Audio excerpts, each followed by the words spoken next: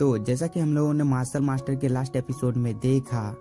इस डिसाइपल ने ब्रदर सुई को चैंगसाओ के लोकेशन के बारे में बता दिया होता है। इसलिए यहाँ पर ब्रदर सुई बिना कोई टाइम जाया किए चैंगसाओ को मारने के लिए चला जाता है। लेकिन तभी इनमें से एक डिसाइपल हान फेई के पास चला जाता है और वो ब्रदर सुई और चैंगसाओ के बीच में होने वाली फाइट के बारे में सब कुछ यहाँ पर हान फेई को बता देता है। इस बात को सुनने के बाद हान फेई यहाँ पर ठान लेता है कि पहले वो यहाँ पर कल्टीवेशन करेगा और अपने लेवल को ब्रेक थ्रू करेगा। इसके बाद हम लोगों को यांगलिंग को दिखाया जाता है जो कि चैंगसाओ के साथ फाइट करने लगता है। लेकिन चैंगसाओ इस जगह से थोड़ा सा दूर जाने लगता है। लेकिन इस चीज को देखकर यांगलिंग अपने साथियों को इसके पीछे लगा देता है और उसके साथी दोबारा से चैंगसाओ को इस जगह पर ले आते हैं। इसके बाद चैंगसाओ और यांगलिंग के बीच में यहाँ पर एक बहुत ही ज्यादा खतरनाक फाइट होती है और अंत में चैंगसाओ ने यहाँ पर अपने बेल को भी समन कर लिया होता है और इसकी मदद से यहाँ पर चैंगसाओ ने यांगलिंग के जितने भी फिनिक्स होते हैं उन सभी को डिस्ट्रॉय कर दिया होता है। और अब आगे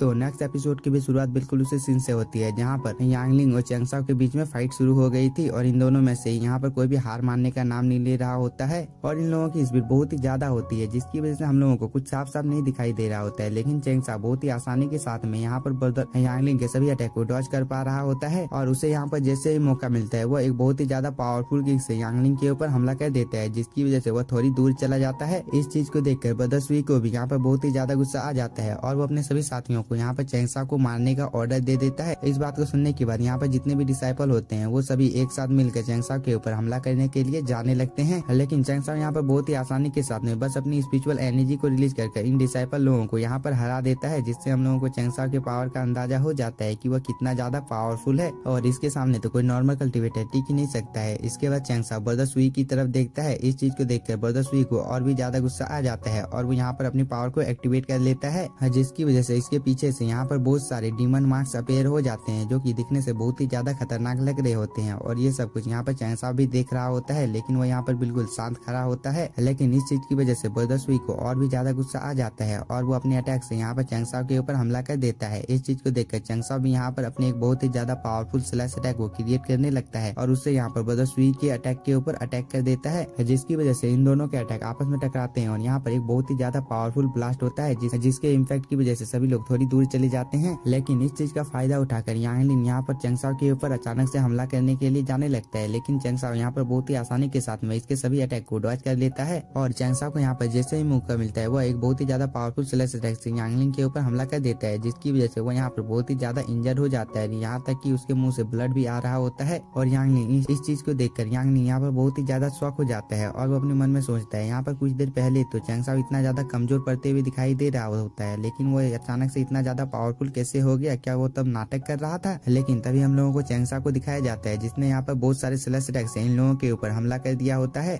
जिसे देखकर यहाँ पर यांगलिंग अपनी जान को बचाकर भागने लगता है। इस चीज को देखकर चैंगसाओ यहाँ पर उसके पीछे अपने बहुत सारे स्लैश अटैक को लगा देता है ताकि यहाँ से यांगलिंग अपनी जान को बचाकर भाग ना सके और चैंगसाओ ने यांगलिंग के पीछे जितने भी अपने अटैक को लगाया था वो सभी धीरे धीरे कर यांगलिंग की बॉडी के अंदर में चले जाते हैं और चैंगसाओ इस चीज का फायदा उठाकर एक बहुत ही ज्यादा पावरफुल अटैक से यांगलिंग के ऊपर हमला कर देता है जिसकी वजह से वो यहाँ पर बहुत ही ज्यादा इंजर्ड हो जाता है और वो नीचे की ओर गिरने लगता है। और इस चीज को देखकर यहाँ पर यांगलिंग को कुछ भी समझ में नहीं आ रहा होता है कि आखिरकार चैंगसाओ ने ये सब कैसे किया। लेकिन तब तक चैंगसाओ ने यहाँ पर यांगलिंग को एक एनर्जी के अंदर में ट्रैप कर लिया होता है और उसे यहाँ पर ब्लास्ट कर देता है जिसकी वजह से शायद से यहाँ पर यांगलिंग का काम तमाम हो गया होता है क्योंकि यांगलिंग का स्पेयर चैंगसाओ के हाथों में आ गया होता है। तभी हम लोगों को कुछ डिसाइपल लोगों को दिखाए जाते हैं जो कि इस चीज को देखकर बहुत ही ज्यादा शॉक हो जाते हैं और वो लोग आपस में बात करने लगते हैं कि क्या चैंगसाओ ने यहाँ पर यांगलिंग को जान से मार दिया है। ये डिसाइपल लोग आपस में ये सब बातें कर ही रहे होते हैं लेकिन तभी चैंगसाओ इन लोगों की ओर आने लगता है। इस चीज को देखकर ये डिसाइपल लोग यहाँ पर बहुत ही ज्यादा शॉक हो जाते हैं लेकिन तभी चैंगसाओ बहुत सारे स्लैश अटैक से इन लोगों के ऊपर भी हमला कर देता है जिसकी वजह से इन डिसाइपल लोगों का भी काम यहीं पर तमाम हो जाता है। और इन सब चीजों को यहाँ पर ब्रदर सुई अपनी आंखों से देख रहा होता है और उसे यहाँ पर अपनी आंखों के ऊपर भरोसा नहीं हो रहा होता है कि चैंगसाओ ने उसके सभी साथियों को यहाँ पर एक एक कर जान से मार दिया है। लेकिन तभी चैंगसाओ ब्रदर सुई को बोलता है तुम्हें यहाँ पर चिंता करने की कोई भी जरूरत नहीं है, तुम्हारा भी नंबर अब आने वाला है। और भैया बोलने के बाद में यहाँ पर अपने बहुत सारे मल्टीपल शॉट को क्रिएट कर लेता है और इससे यहाँ पर ब्रदर सुई के ऊपर हमला कर देता है। लेकिन ब्रदर सुई भी यहाँ पर कोई कमजोर कैरेक्टर नहीं है, वो अब यहाँ पर अपने पीछे में एक फॉर्मेशन को क्रिएट कर लेता है और उससे यहाँ पर बहुत सारे शॉट से चैंगसाओ के अटैक के ऊपर हमला कर देता है जिसकी वजह से इन दोनों के अटैक आपस में टकराते हैं।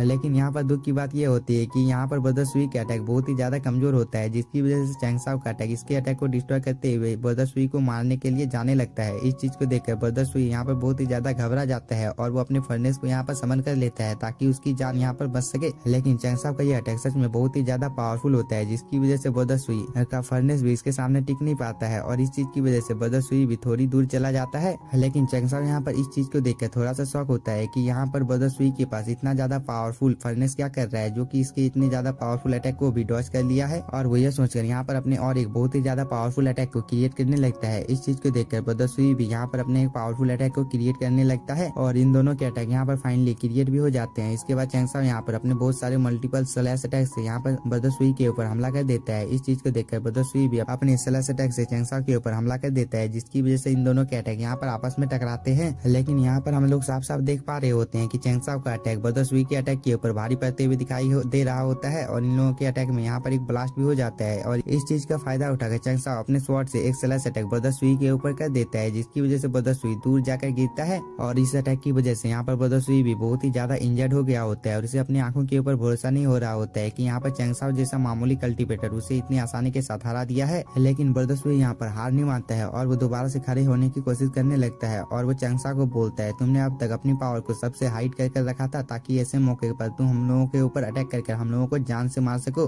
और मुझे तो चैंग साहब तुम्हारे ऊपर में यह शक है कि लॉ डिपार्टमेंट हॉल के ऊपर में और जो अटैक किया गया था तुम उन्हीं लोगों में से एक हो। इस बात को सुनने के बाद यहाँ पर चैंग साहब ब्रदर सुई को कुछ भी नहीं बोलता है और वो यहाँ पर अपने फर्नेस को समन कर लेता है, जिसकी वजह से आसमान में ठंडक घूमने लगती है। इस चीज को देखकर ब्रदर सुई भी यहाँ पर अपने फर्नेस को समन कर लेता है और वो उससे यहाँ पर चैंग साहब के ऊपर हमला कर देता है। लेकिन चैंग साहब भी अपने फर्नेस से उसके ऊपर हमला कर देता है, जिसकी वजह से ब्रदर सुई का फर्नेस यहाँ पर एक ही झटके में डिस्ट्रॉय हो जाता है। इस चीज को देखकर ब्रदर सुई भी थोड़ा सा शॉक होता है और वो अपनी जान को बचाकर यहाँ से भागने लगता है। लेकिन चैंग साहब बोलता है, तुम इस जगह से कहाँ बचकर भागोगे, और वो ये बोलकर अपने एक बहुत ही ज्यादा पावरफुल अटैक को क्रिएट करने लगता है, जिसकी वजह से ग्राउंड के चारों ओर एक सील अपेयर हो जाती है, जिसके अंदर में यहाँ पर ब्रदर सुई भी फंस गया होता है और वो अब चाहकर भी इस जगह से अपनी जान को बचाकर नहीं भाग पाएगा। इसलिए वो यहाँ पर ठान लेता है कि वह दोबारा से यहाँ पर चैंग साहब के साथ फाइट करेगा और वो यह सोचकर यहाँ पर अपने फर्नेस को समन कर लेता है। इस चीज को देखकर चैंग साहब भी कहाँ पीछे रहने वाला था, वह भी यहाँ पर अपने फर्नेस को समन कर लेता है और उससे यहाँ पर ब्रदर सुई के फर्नेस के ऊपर हमला कर देता है, जिसकी वजह से इन दोनों के फर्नेस में यहाँ पर एक फाइट छिड़ जाती है और यहाँ पर फिर से एक ब्लास्ट होता है, जिसकी वजह से सब कुछ यहाँ पर बिल्कुल शांत हो जाता है। लेकिन इसी के साथ हम लोगों का ये एपिसोड हो जाता है खत्म। अगर आप लोगों को वीडियो पसंद आया होगा तो चैनल को सब्सक्राइब कीजिए और वीडियो को like. Thank you for watching.